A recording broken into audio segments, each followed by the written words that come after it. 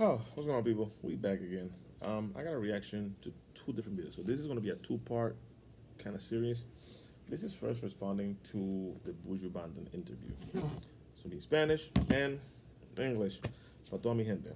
So this is what's going to happen. Got a chance to watch the interview from Buju Banton, and being a native Panamanian and a Panamanian music fanatic, and I want to call myself a connoisseur, not a historian of music in Panama, but I am very well versed when it comes to Panamanian music.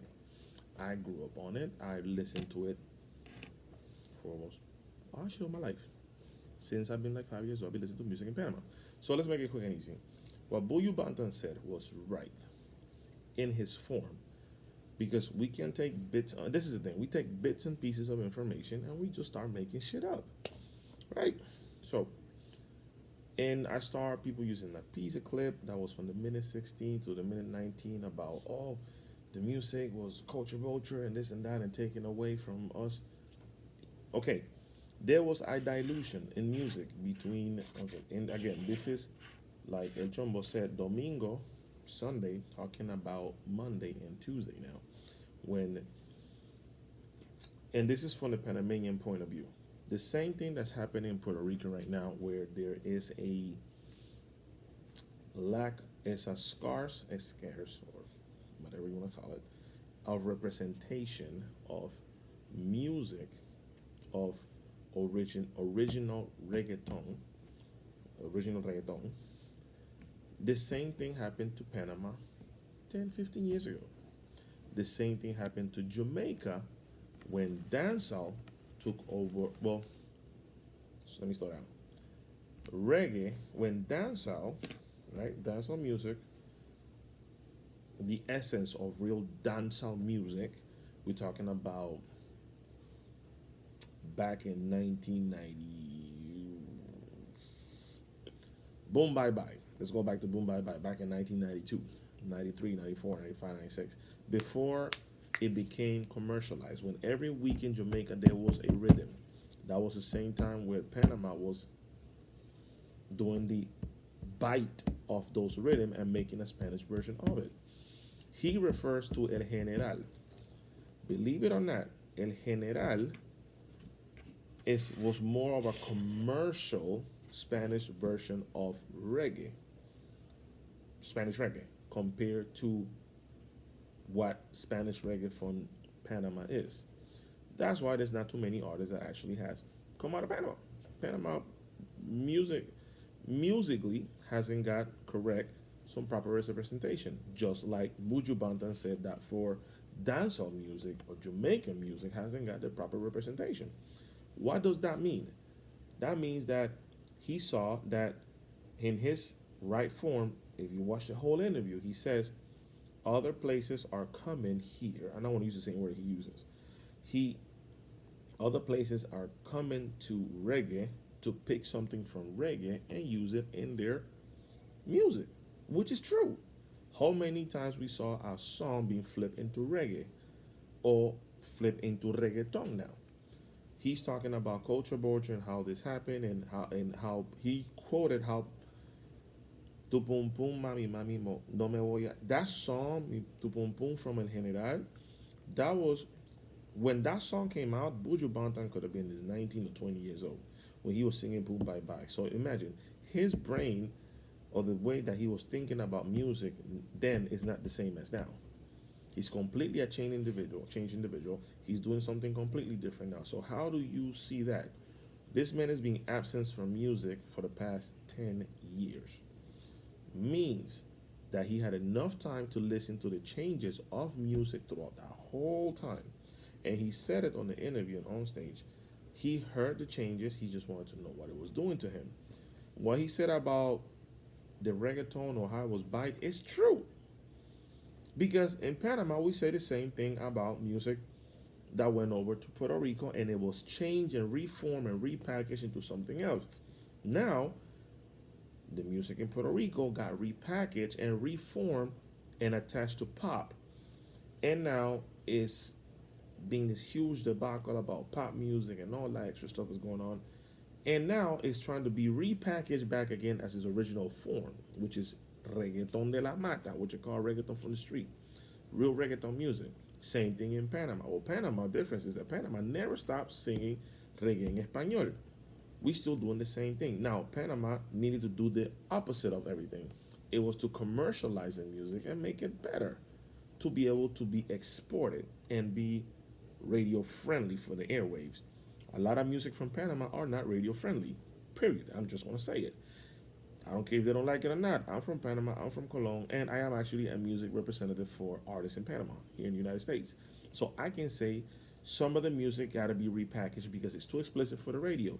Look what happened to the song with Buju Banton, Boom Bye Bye. That song came out in 1992. But in 2009, the gay community was able to put a tight lock on that one. Why? Because of the representation of that music. Even though the song have other metaphors and is not directly to the gay people, guess what? Back they said it represented murdering of gays. So let's leave that there. So whatever Buju Banton said in the interview is true, but it's not directed directly to either Panamanians or Puerto Ricans. It's not directed to any of them. It's in general the dilution of music. He's speaking on that point because he went to Africa, which is another bridge where music actually came from. So music and drums came from over there, brought over to, again, if people from Jamaica are either from West Africa, are from West Africa, and some of them are from the Maroon tribe. Actually, my ancestry goes back to the Maroon tribe of Ghana. So that's how far I know my history. So because I know that my family back goes back to Ghana, guess what? I have knowledge of, hey, those drums over there, that music they sing, everything they dance and all of that, the Afro beat, that's normal to them over there. They use drums all the time for the music. And Buju Banton gets into that explanation further on. You gotta watch the 40 minutes of the video. I hate when people take sound bites and click and just use it to be able to make something out of it. It's not the way it works. You gotta know the information that you're talking about. Especially, for example, if you listen to El Chombo, you gotta listen to the whole thing. Don't take a piece of everything. So he went further to explain when he went to Africa how they pay homage to Jamaican music. He felt that didn't happen to it didn't happen in between reggaeton music. He have the right to say so. This man has been singing music since 1992. He feel like nobody invited him to be able to get on a track, and the music was repackaged out. Now, little did he know that prior to him, we're talking now about Supercat and many other. We're gonna go back to Nando Boom. Nando Boom in Panama is from, I think, yeah, I'm from Cologne. If you're talking about Nando Boom now, Nando Boom came out with his song. I'm not gonna lie to you on this one. So let's do this. I'm gonna search for a Nando Boom. This one's first. I go too far. Nando Boom. Nando Boom. You see, you just put a name and name just pops up. It's amazing. Nando Boom, Nando Boom. Let's go. Nando Boom. He have a whole Wikipedia here. Check it out, people. He's from Panama, all that good stuff. So, in his genre of music, if you look, it says reggae en español, ragamuffin, dancehall, and ska. When you look at El General, it's reggaeton, which is a whole, again, is a commercialized version of, of Spanish reggae. Now, Nando Boom had the same issue Buju Banton have. No Queremos Mariflor, which is criticized by the gay community. Now, Nando Boom's song came out back in 1988. So before, how can I say it? Before Buju Banton's first album, Nando Boom was already singing. So let's go down the discography of Nando Boom. Okay? And guess what? He's considered to be one of the pioneers of reggaeton. Why? Because his music, as part of his music, was diversified into what is reggaeton now. So to get a little bit deeper into it, to my understanding, a lot of people in Puerto Rico are fanatics of Nando Boom. Even on the clubs in Puerto Rico, they play Nando Boom. Now, the difference between music from Puerto Rico, music No, music played in Puerto Rico in the streets and what you hear commercially are two different things. Same thing with Panama. What the General was singing is a light version of what you hear in the streets in Puerto Rico, just like DR. Bachata from here is a lot different from bachata in Puerto Rico. You go down to El Capotillo, you go down there, for the people that have been to DR, that's different. Music is different. But let's not get into that. So it keeps getting deeper than that. Because see, El Gringo, Chicho Man, those guys are talking about these people are they are way before what is called what people know to be now as Buju Banton. So now you gotta go further back in history to understand this, which a lot of people that are from Puerto Rico that knows about music will understand what I'm talking about. Okay? So not to get into the whole homophobic lyric, Nando Boom came out with his first song back in 1988. So Spanish reggae came out in 1991. So when Buju Banton was coming out with his first album, he was hearing already Spanish music, reggae in Spanish, which is the basically we took a song that was from Jamaica and we just took the tone, the melody, and the flow, and we just turned it into Spanish and put it on the street. Now, because the music is not ours, that music can't leave the country like that. It just not happen. It doesn't happen. It's called copyright infringement. There's a whole bunch of things involved in that shit. Believe me, I know that because I give out copyright infringement to people that steal music. You know, you take up something that's not yours. I'm just gonna put your letter on your door that says, "Hey, it's not yours, buddy." But not to get into the details of that. Now, Jamaica is going through the proper thing. He says, Buyu says in an interview, we need a better representation of our music, artistry, and everything that comes to our music. Like he said, he likes producers like play with drums. Not only the LATAM guys, he have a, again, we're talking about Buju Banton. He likes music. When he creates music, you can tell that there's a process behind it. From the studio, the producer, the people that he picks to do music. This is not your typical Buju, Agwan, let's go to the studio. No, no, you can't do that to Buju. That's not gonna happen. You can't send a track to Buju and Buju jump on that. No, there's a process behind Buju.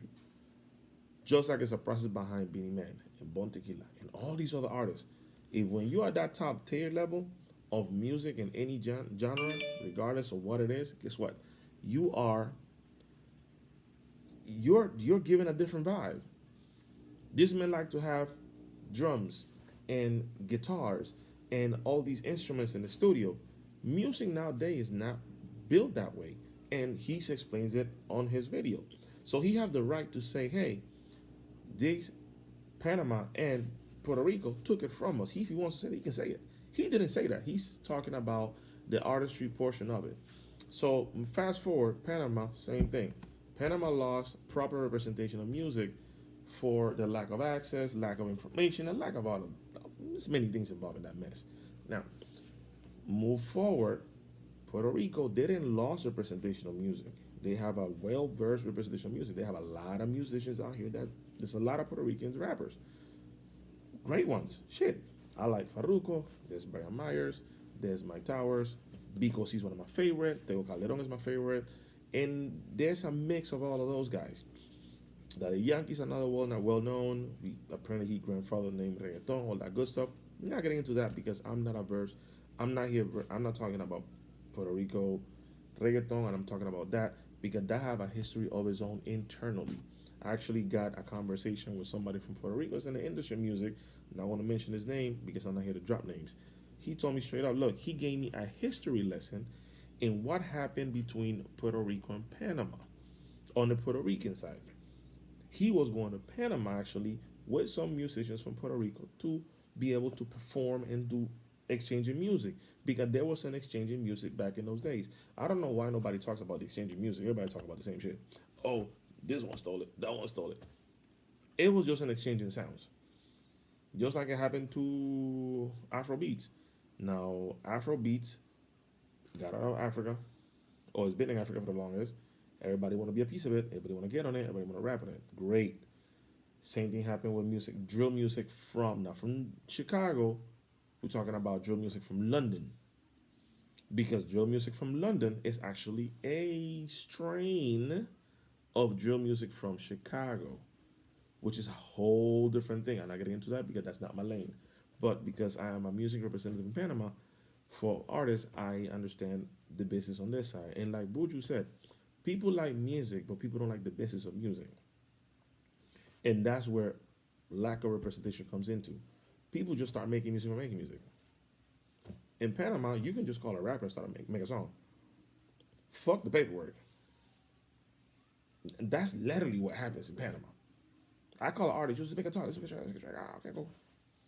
Believe me, I've been in situations where I've seen people just make music for making music, and I'm like, damn, but where's the? Right now, I have about 12 songs on the pipeline waiting for some of my guys to be able to release because there's not a coordination of paperwork that needs to be put in place. You got to think about it. Now there's over 30 to 40 different ways of monetizing music. These guys are missing a lot because they don't have representation. But anyways, so with that, some of my friends in Panama that was musicians before, and we opened a company in Panama to be able to represent and assist Panamanian musicians to distribute the music accordingly, which is not what we're doing now. But I'm not here to talk about my business. I'm here to talk about give a little more information to V Girl TV. That's your channel. There's a lot more into that. Whatever he said, he wasn't wrong for that. It's actually rightfully so, because you need to listen to the whole content of the information, not only to the piece that he spoke about, saying that we're culture vultures. Because guess what, Panamanians, some Panamanians are saying the same thing about Puerto Rico, and that was not the case. They took a piece of what we took that was taken from somewhere else and made it their own, which is what happens with music all the time. So, rightfully so, all due respect to what Buju said, and I'm gonna leave it at that because yes, as much as we big up music from Jamaica and Panama, they also some other artists big us up as well. Some other artists actually have a lot of collaboration with Panamanian musicians, but again, there's been a lot of bites. I'm talking about from 1980 something all the way to now. We still biting pieces. We're biting whole songs of Jamaica and not paying them. So the same thing we complaining about Puerto Rico, we've been doing to Jamaica. So it's kind of like a cycle. Again, like El Maestro Trombo said, music is cyclical. It goes around back. Now we're looking for the originality of music. We're looking for real reggaeton, real reggae in Spanish, real. In Jamaica, they're looking for real dancehall music, not pop dancehall, dancehall mixed with this, or dancehall with hip hop, or max dancehall mixed with drill music. They're looking for the real dancehall music, and guess what? Buju Banda is a representation of real dancehall music. So, not to spin around that, I just gotta go ahead and now do another reaction. I'm probably gonna do this in Spanish for the people that speak Spanish. So you're gonna have a Spanish version of this, okay? All right, guys. So it's been great. Um, Again, I did have to open our podcast, so I call it the Henny Talk Podcast. Just drop little videos here and there, 20 minutes, not wasting too much of your time. I'll talk to you soon next time.